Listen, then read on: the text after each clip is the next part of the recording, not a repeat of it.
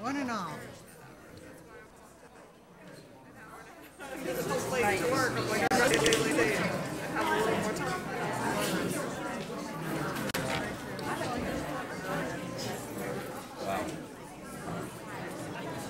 I lost it again.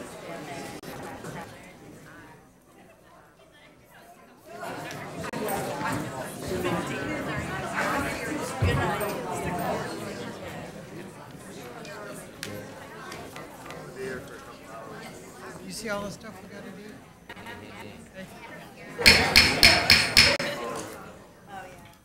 Ladies and gentlemen, we're going to call our city council meeting for April the 12th, 2018 to order. I'll ask that you please rise for the invocation led by Councilman Oles and the Pledge of Allegiance. Let us pray. Father, we thank you for this day you've allowed us to gather and conduct business for this city. I pray, God, that you be with us and lead and guide us in all of our decisions we make, and that it be in the best interest of the citizens in our city. Bless each and every one here. We thank you for your many blessings you bestow upon us. And Lord, in remembrance of Michael Brown, I ask that you uplift him and heal him and restore him to bring him back to our council chambers. In Christ's name we pray. Amen.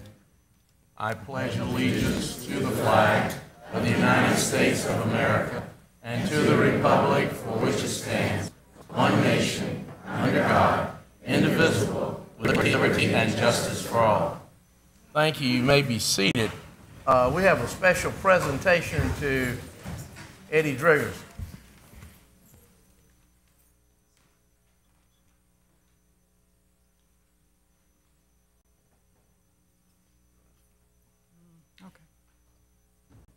Mayor, Council, I'm John Kenny. Oh, thank you, sir. I'm John Kenny from the U.S. Secret Service. I've been here once or twice before, and I want to thank you for the time that you've given me.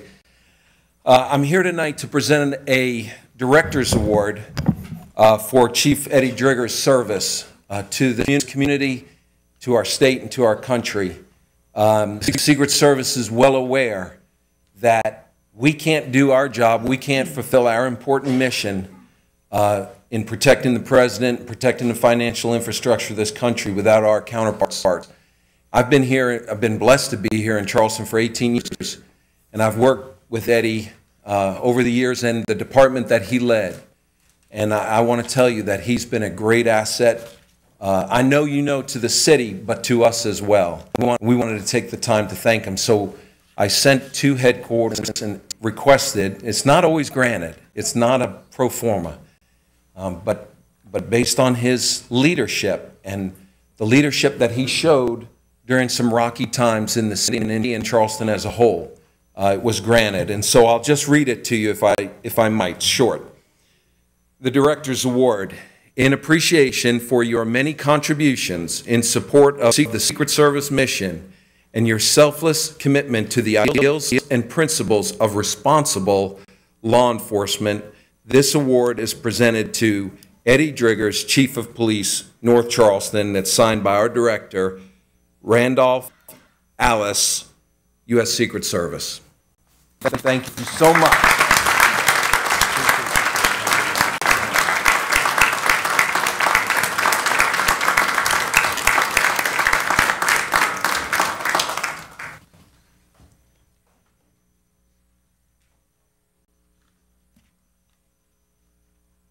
Okay, Madam Clerk, let's continue with the printed agenda, please. Next would be the introduction of our new employees that were hired in March. Okay, as I call your name, please come forward. From Finance, Olivia D. Simpson. From the Court, Tatiana G. Griner Duval. From Planning and Zoning, Megan E. Clark. From Police, Cody S. Maida, Benjamin F. O'Brien, Christopher T. Cooper, Sasha D. Murray, and Philip A. Pendergrass. From Fire, Stephen N. Sadler, Son in Nordabi. Did I get that right? That was a rough one, no. And then Brad P. Stio. Where are we getting these names from, folks? Come on now. Getting the old man worked up here. Public Works, Daniel J. White. Daniel here. Ladies and gentlemen, we want to thank you for showing interest in this great city that we have to come to work for us and provide service to the people who live here in North Charleston, the constituents that we have. It's a wonderful opportunity when we get paid to serve people. And that's what public servants do. So the role that you take is one of a public servant, trying to make life better for the people we serve on a daily basis, and an opportunity to enhance the quality of life of all people within our community. So we're proud you've chosen the city of North Charleston to do that. And we hope you have many great years with us and enjoy your time here, and that you learn a lot and build the quality of life that you need for yourself as well. I'm going to ask you to turn around and look at these men and women up here. This is your city council. They're the people that provide the resources that you need to do your job. They work with us. We're fixing to come up with the budget for next year. We're working on it. They provide what you need to fulfill the needs of our community. So they're the people that you need to thank on a daily basis for helping us continue to grow our community and build it to where it is. But more than anybody, the people that you serve as citizens of North Charleston are the people that we owe a lot to. And so thank you for becoming a part of our community, and we look forward to working together to make North Charleston a better place to live, work, and play. Thank you. You may be seated.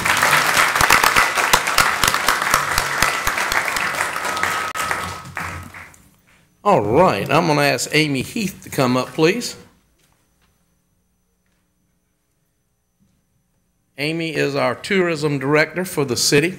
Been with us how long now? 5 years. 5 years. And let me tell you something. She is the first mayor of the city of North Charleston's granddaughter in-law by marriage. And I can tell you, she's the best thing ever came out of that family. Right? Well, thank you, Mayor. I appreciate it. Mayor and Council, it is my honor to introduce to you our 2018 Miss North Charleston and Miss North Charleston teen. If you will, I'd like to tell you a little bit about them. This is Allie, Miss North Charleston teen. Allie is a 17-year-old and is currently a junior at Lexington High School. She is excited to represent her hometown of North Charleston at the Miss South Carolina pageant in June. This is also where Allie's grandparents live, and much of her family resides here in North Charleston as well. Allie is the daughter of Mike and Joy Richardson and is the middle child in between two brothers. I feel ya. I understand how that is. Drew, who is 19, and Bryce is 14. She has been dancing since she was 2 years old and will be dancing as her talent in the Miss South Carolina teen pageant. As Miss North Charleston teen, Allie has loved promoting her personal platform of depression awareness and is so excited to represent this beautiful city in June. Good luck to you, Allie.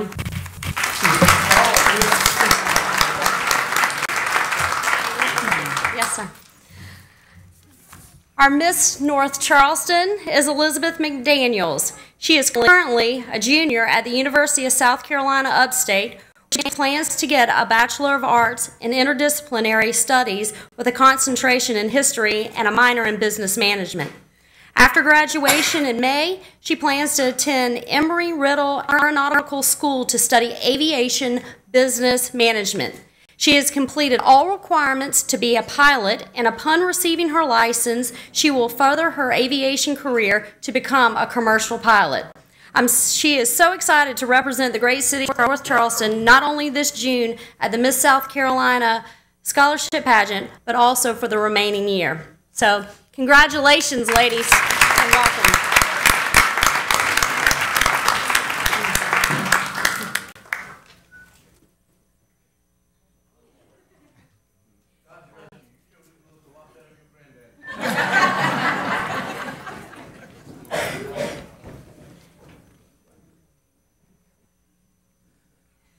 Okay, Madam Clerk. Introductions, recognition of the North Charleston Recreation Department Youth Athletic State All-Star Championship teams by Jimmy Brown.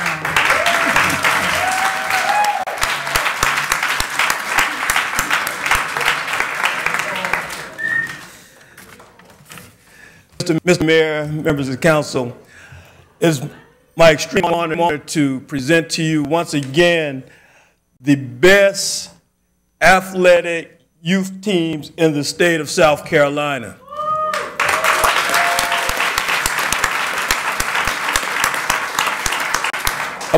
I'll bring before you not one, but two state champions thus far. We still got baseball to go. But we have our two-time defending state champions, the 10U North Charleston All-Star football team, and also this year's 2018 12U All-State champions basketball team out of River Oaks.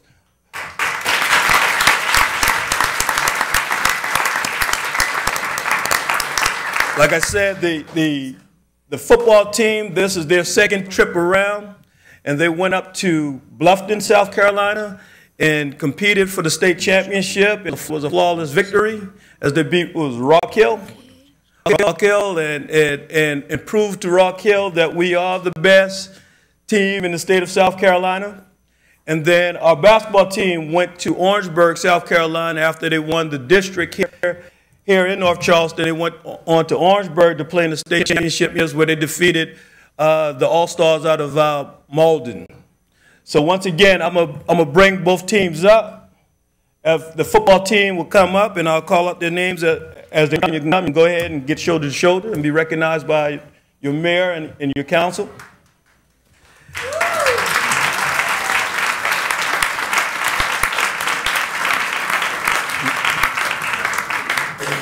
Anton, go grab the banner. Put the banner in front of it. Grab the banner. Your 2017 state 10U state champions are Zachel Baldwin, Latrell Banks Jr., DeAndre Bowens Jr., Rashad Bryant, Lewis Cameron, Ryan Campbell, Philip Chamberlain II, Jakari Chisholm, Darrell Dees, Jamal Flood, Jalen Grant, Jim Huntington, Kingston Hughes, Andrew Joseph, Jakai Latson, Jamal Nelson, Amari President, Ahmad Rivers, Jermaine Rose, Marco Simpson, Yasser Smith, Antoine Spillers, Omarion Washington, and Cameron Wilson.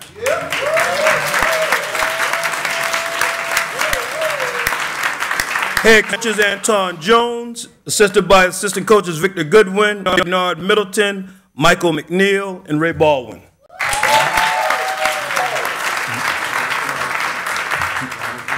And Ronald Flowers, I'm sorry. This, believe it or not, these are the 10U, 10U football teams, and they've been checking a couple of birth certificates, but rest assured, they all are legit.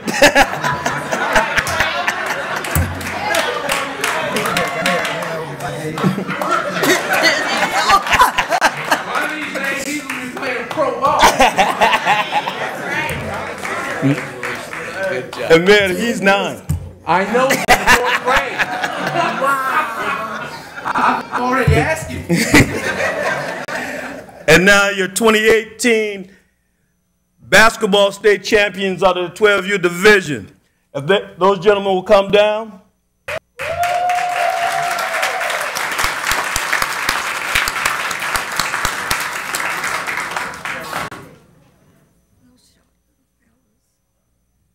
Members of the team, Anton Bryant, Antonio Bryant, Michael Forte II, Kamari Murray, Nicholas Pazuz, Emmanuel Singleton Jr., Melvin Teal Jr., Ashton Washington, Robert Watson, and Jalen White. Coaches, head coach Antonio Bryant, Michael Forte, and Chris Pazuz. We'll grab your banner for you guys.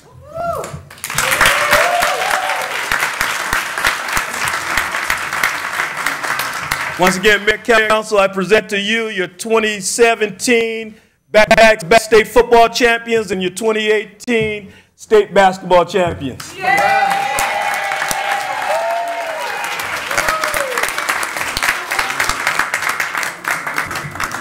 Let me just say we couldn't be more proud of these young men and how you're representing our community. But coaches, let me tell you this too.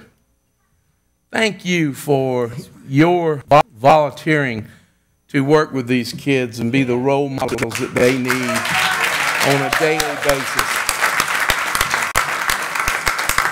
One of these days, one of them's going to be inviting you to a National Football League championship or something, and because you coached them when they were 9 years old. And but I want to tell you, what you're doing for these young men is measured by what we see. But there's a guy upstairs measuring it too, and he's saying to you, well done, my good and faithful servant. Thank you very much. Thank you, fellas. Okay, y'all want to stay for the rest of the meeting, or you want to escape? Escape, okay. Mayor Sammy, don't forget to thank the parents. Listen, all you parents, give me a who. All right.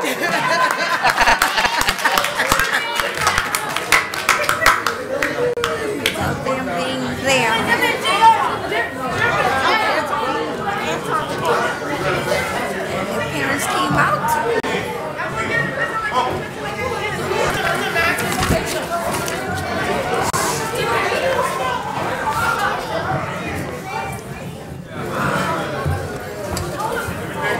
And they have that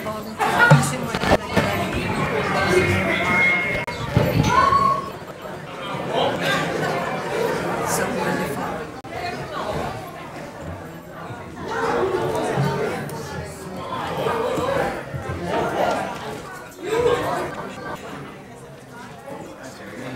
Sing that song. It's so big. That chicken in that cold breeze.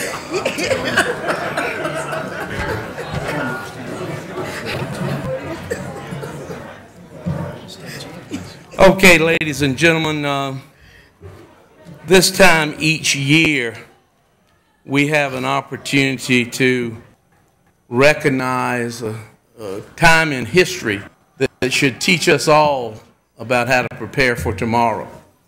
And I'm going to ask Denny Atkins and Rabbi Rosenbaum to please come forward.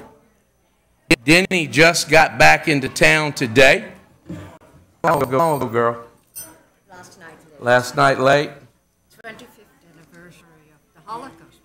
And you received an award, from what I heard. Okay, tell me what that award is. The Daylight Wiesel Award. And how old are you, sweetheart? Pardon me? And how old are you? I am 80 years old. 80 years young. Yes, she is. She's a firecracker. Let me tell you something. And she has been such a blessing to us as a council over the years, each year, as she comes and presents before us. And we love you. So I'm going to leave this with you, and I'm going to let the clerk read it to you, and then we're going to light some candles. Okay? Please come forward. This is your proclamation. Rabbi. Thanks so much. Do you want me to read the proclamation, or the clerk will read it, and then you can respond. That sounds great. Okay, thank you. All right. A proclamation. Whereas the Holocaust was the state-sponsored systematic persecution and annihilation of European Jewry by Nazi Germany and its collaborators between 1933 and 1945. And whereas we remember with sadness the 11 million people, including 6 million Jews, who were victims of Hitler's final solution, along with those who were persecuted for their religious and political beliefs, sexual orientation, and physical disabilities. And whereas we remember with admiration the resistors and rescuers, known and unknown, who risked and lost their lives to save others. And whereas we remember with respect the survivors who escaped, were sheltered, or who were freed and who lived to contribute so much to our community and to our world. And whereas the history of the Holocaust offers an opportunity to reflect on the moral responsibilities of individuals, societies, and governments. And whereas we have an obligation to ensure that the memory and legacy of lives lost or forever changed in this horrific event are never forgotten. Therefore, be it resolved that we hereby declare April 12, 2018 as Yom HaShoah Holocaust Remembrance Day in our community. Be it further resolved that we pledge today to firmly commit ourselves to never again and to work to promote human dignity by confronting intolerance and hate whenever and wherever it occurs.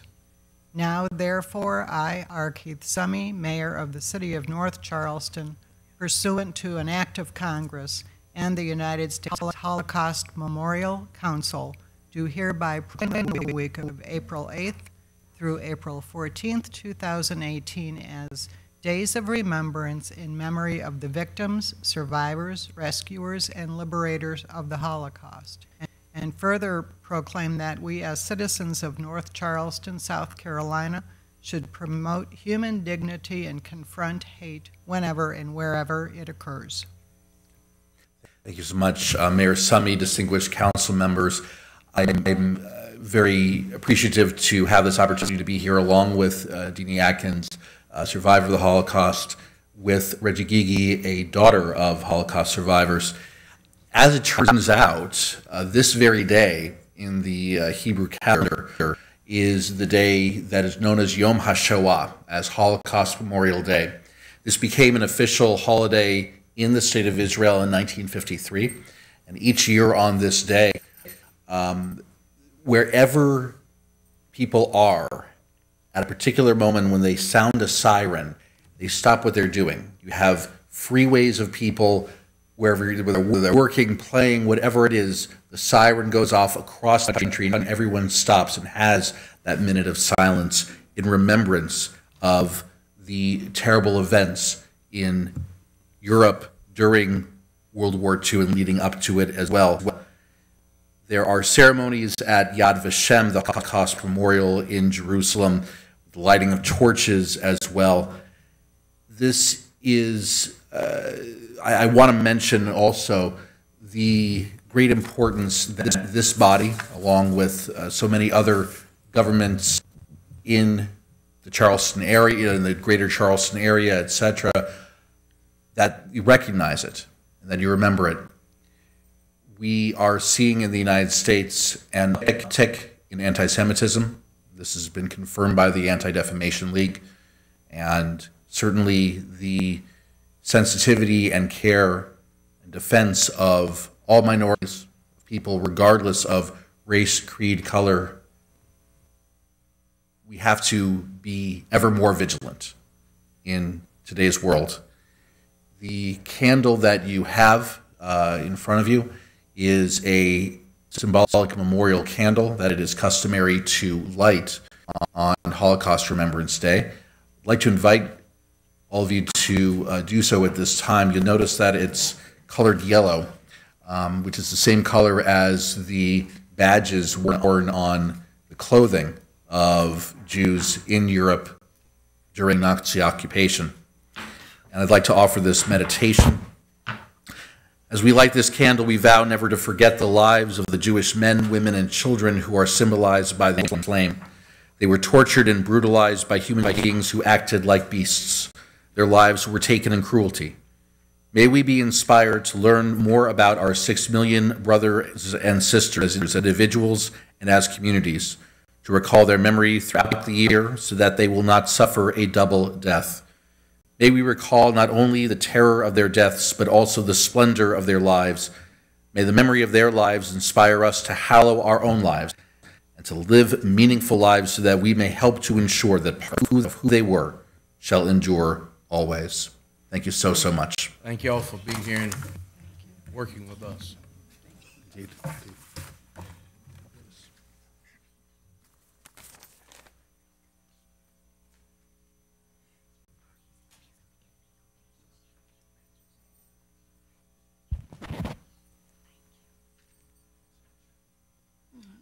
Ms. Williams. Okay, all righty. Good to see you. You weren't here last year. Now it You is. wasn't here Thank you. last Bye-bye. year.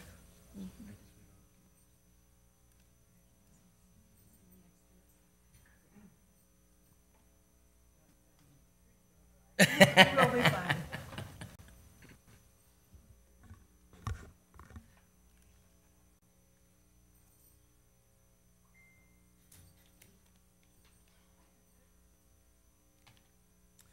Okay, Madam Clerk, please continue with the printed agenda. Item one is a request to approve the minutes of the March 15th, 2018 special city council meeting. Move approval. Second. Motion and a second. Any corrections? Hearing none, please call the roll. Mr. Brown? Ms. Jerome? Aye. Ms. Jamison? Aye. Mr. Olds? Aye. Ms. Williams? Aye. Mr. Hart? Aye. Mr. King? Mr. Skipper? Aye. Mayor Summy? Aye. Motion carries unanimously. Item two is a request to approve the minutes from the March 22nd, 2018 regular city council meeting. Move for approval. Second. Motion and a second. Any corrections or changes? Hearing none, the clerk please call the roll. Mr. Brown? Aye. Ms. Jerome? Aye. Ms. Jamison? Aye. Mr. Olds? Aye. Ms. Williams? Aye. Mr. Hart? Aye. Mr. King? Aye. Mr. Skipper? Aye. Mayor Summy? Aye. Motion carries unanimously. Item one is the first reading of an ordinance rezoning the property addressed as 2540 Jonah Street, Charleston County, TMS number 47209000010, from R1 single-family residential to R1A low to medium density residential in Council District 6. Charles? How'd you know it was Charles? I'm ahead of you, girl. Good evening, Mayor, Council. How are y'all? Aye. All right, this is a rezoning request for 2540 Jonah Street. It's Charleston County, TMS 472090000. Currently zoned R1A Single Family Residential, requested for R1A Low to Medium Density Residential. Property owner is Amezquita Investment LLC. The applicant's Luis Alberto Ramos. Area of this property is just about 6,500 square feet. It's a part of the original city and is in Council District 6. This aerial shows the property's location in the Highland Terrace community. And the zoning map, you can kind of tell that everything looks R1. I believe there's some R1A in there, but I can't tell from here. That's pretty light. And the future land use map shows, again, a single-family use in the neighborhood. So, as stated, this is a rezoning request for a single-family lot in Highland Terrace neighborhood. The request is for R1A zoning, which would allow manufactured homes, provided certain conditions are met. The council has previously designated the Highland Terrace neighborhood for R1A eligibility. Staff recommended approval based on the R1A eligibility and the lack of conflict with comprehensive plans land use map, and the Planning Commission concurred unanimously. Thank you, sir. I have a question. Yes, ma'am. Yes, ma'am. When they come to apply for the R1A, are they given the ordinance and explain exactly everything that has to happen and has to stand Hugo Wynn and all the modification and everything that has to be done with the manufactured home? We do go through the ordinance with them and give them a copy of it. Okay. I'm trying to get in touch with this gentleman. I spoke with him twice, but he has not returned my phone call because one of my requirements are to see the home, in which I understand why buy it before it's approved, and it may not be approved. But the other family, they showed me what they're purchasing. I called the company to verify that I was not just looking at a picture. So, but I have not heard from the gentleman at 2540 Jonah. Okay. Our inspectors would make sure that it met those requirements as well before approval. I have a question, I Mayor. have to see it. It looks like this is somebody's buying property to turn it. It's not an individual individual on this property, who was buying the property? Didn't they have a different name on the property? The Mr. Ramos has owned this property. It was attempted for a rezoning a few months back by another gentleman, and he couldn't get Mr. Ramos to sign on it, and now Mr. Ramos has come back to do the rezoning himself. Well, is he going to rent this out, or is it going to be for an individual?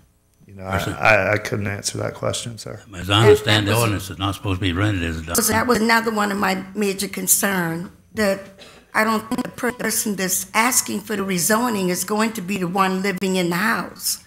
It seems like it's rental property. It's going to be rental property. Are they going to purchase it after this approved and then either sell it to the person? So I've never turned down an R1A because I believe everyone should have a place to stay, not unless the manufactured home looks like a mess. Sure. Then I have turned it down. I don't know what's going on with this situation, and it has me a little scary. And I just have to pray on this one because it seems like this is going to be a rental, and that's not one of the requirements for R1A. It's for home ownership. I understand the concern. Okay, not I think it's talking. the intent that it's home ownership, but by ordinance, you cannot deny it if it's rental.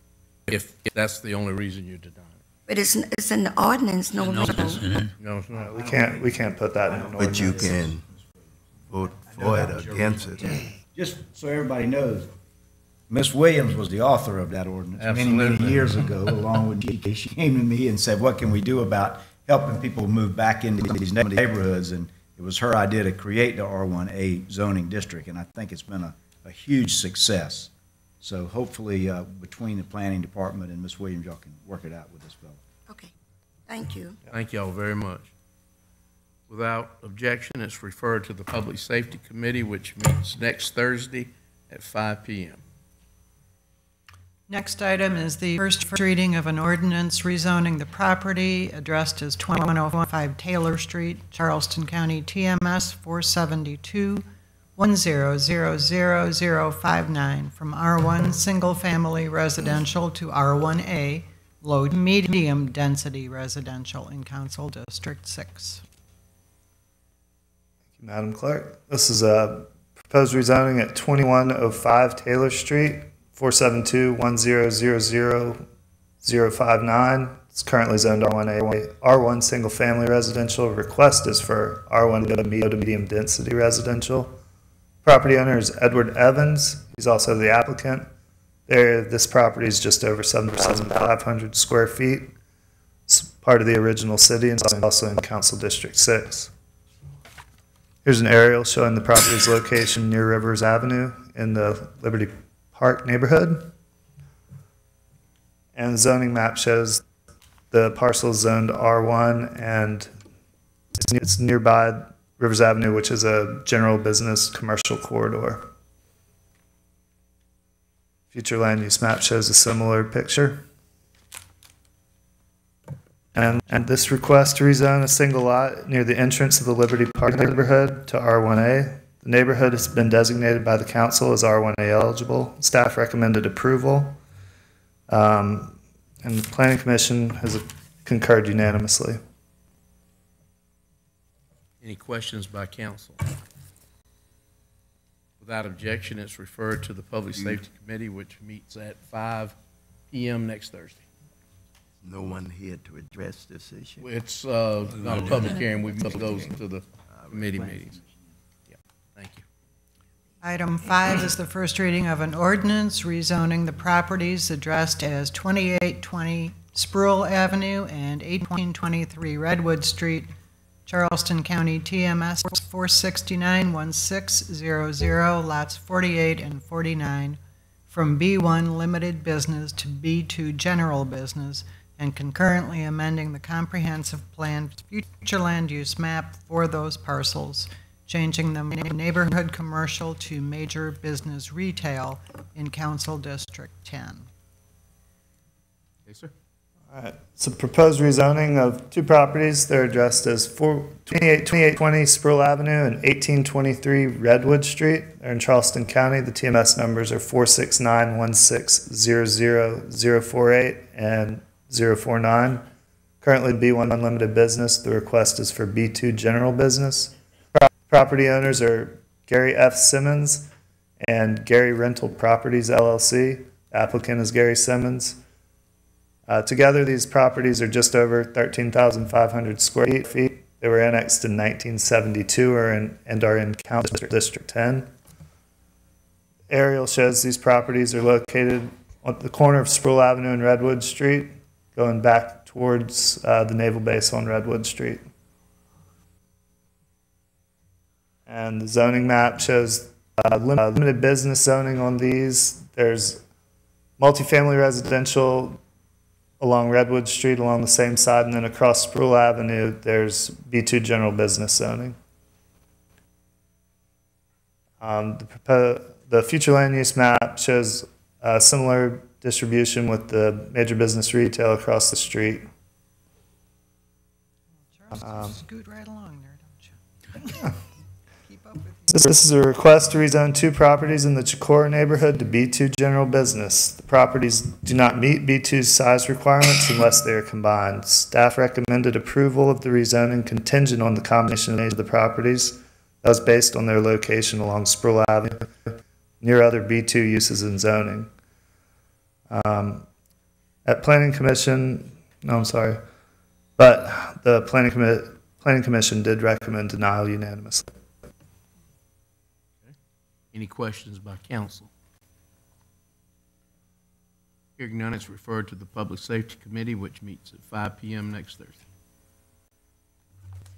Item 6 is the first reading of an ordinance rezoning the properties addressed as 3225 Rivers Avenue and 3214 Meeting Street Road, Charleston County, TMS 469-1100, lots 168 and 233, from B2 general business to B3 commercial, recreation, and highway-oriented uses, and concurrently amending the comprehensive plan's future land use map for those parcels, changing from major business retail to highway-oriented use in Council District 10. Again, this is a proposed rezoning. Two properties in this as well. This is 3225 Rivers Avenue and 3214 Meeting Street Road. They're in Charleston County. The TMS numbers are 469-1100-168 and 233. They're currently zoned B2 general business. The request is for B3 commercial, recreation, oriented uses. Property owner is Edward Green. He's also the applicant. The area of these properties are 8,000 square feet and just over 25,000 square feet, or about an acre in total. They were annexed in 1972 and are in Council District 10. This aerial shows the properties face on Rivers Avenue, and then the back parcel, they back up to each other, and the other parcel faces on Meeting Street Road. And we're just north of Chicora Elementary School here. Another aerial showing a grander view of the city. You can see Chicora Elementary down to the south, the far right corner of the screen. Zoning map shows this. Both of these parcels are zoned B2, as well as the entire block is zoned B2. The future land use map shows mostly major business retail on the block, although there are a couple of institutional future land use parcels. So, these subject parcels are back-to-back frontage on both Rivers Avenue and Meeting Street Road. This request is for B3 zoning. However, there are residential uses within close proximity to the properties, and without the combination, only one of these parcels meets the B3 size requirement. Additionally, there is no nearby B3 zoning, and the comp plan does not support the change. Therefore, staff recommended denial, and the Planning Commission concurred. Just a correction, I read it properly. we're giving them credit for 10,000 more square feet than it actually is. Should be about 33,000 square feet. Is that a math error there? I apologize. That's no problem. Just want to make sure it's correct by the time we pass it. I'll turn it down. Any questions by council? Okay, without objection, it's referred to the Public Safety Committee, which meets at 5 p.m. next Thursday. Item 7 is the first reading of an ordinance rezoning the property addressed as 3303 Ottawa Avenue, formerly Charleston County TMS 46908000284, now a portion of TMS 4690800, Lot 115, from R1 Single Family Residential to B2 General Business, and concurrently amend the comprehensive plan's future land use map for the same portion of the parcel, changing it from single family traditional to major business retail. Charles? Yes. This is a proposed rezoning at 3303 Ottawa Avenue. It's in Charleston County, TS 46908000284. Currently zoned R1 Single Family Residential, requested for B2 General Business. The property owner is Highboy LLC. The applicant is Mark J. Engelke. The area of this property is just under 3,000 square feet. It was annexed in 1972, and it is in Council District 10. This aerial shot shows the small parcel just back off of Reynolds Avenue along Ottawa Avenue. And the zoning map shows that it's at the kind of the dividing point between the commercial corridor on Reynolds Avenue and the Cherokee Place neighborhood. Future land use map shows the single family traditional for this parcel. So this is rezoning for a small portion of a parcel in the Cherokee Place neighborhood, which has been recently combined with the larger parcel, the B2 parcel that's on Reynolds Avenue. The rezoning to B2 requires a comprehensive plan update for the lot to major business retail. The staff recommended approval, and the Planning Commission concurred unanimously. This is the continuation of where the drugstore used to be on Reynolds, right Yes. across from the church. Yes. Miller's Drugstore. Yeah, any questions by council? Hearing none, without objection, it's referred to the Public Safety Committee meeting, which meets at 5 p.m. next Thursday. Thank you. Charles, thank you. You did a good job, buddy. That's all I have, with the exception of one request to address council. Okay. Anthony Bryant, request to speak to council. Anthony here. He is. There he is. I thought I was you sitting over here earlier.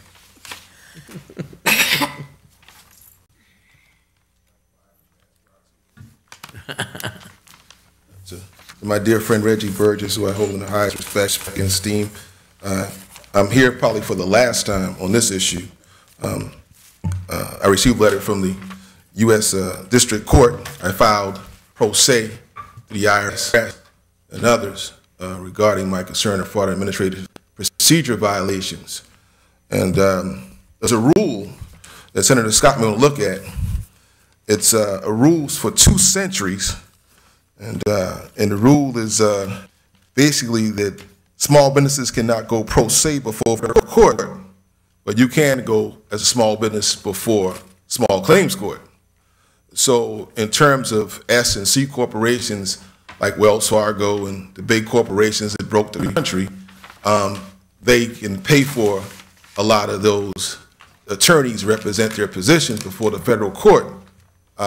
Also, the issue of August 6, 2010 letter to Brady in terms of being a grantee and in terms of the complaints that are being filed by me in terms of human trafficking and the human trafficking task force of the Attorney General. Well, I'm not in that business. I'm not in that business.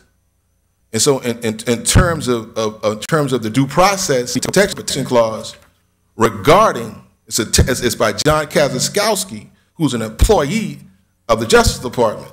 I'm not an employee of the federal government, which would then be that. So also, Kennedy was here. We spoke at the city of Charleston's, which you know, law agency's public comment.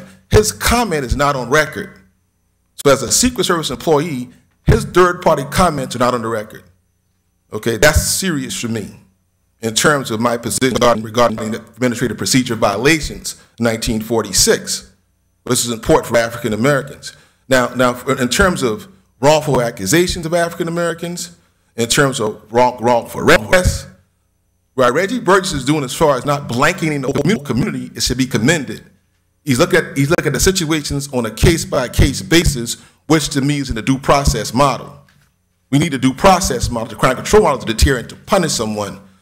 He's trying to provide due process through his investigatorial process, which should be commended and should be forward-thinking by this body and commending him for that. That's the problem. The federal government does not provide due process. They provide deterrent punishment as a part of their processes, and the state government as well. So how can a grantor tell a grantee they don't even do due process on a federal level? So that's serious for me in terms of his leadership in the city and our friendship over close to 20-some years. And so I commend him on his work and what he's doing, his efforts in doing as far as high dropout rates in this country, in this state. It should be commended what he's trying to get done with high dropout rates in this country. We should work on that too. Thank you for your service time, and all the best. Thank you, Anthony. Anything else to come before the body? Hearing nothing, meeting is adjourned.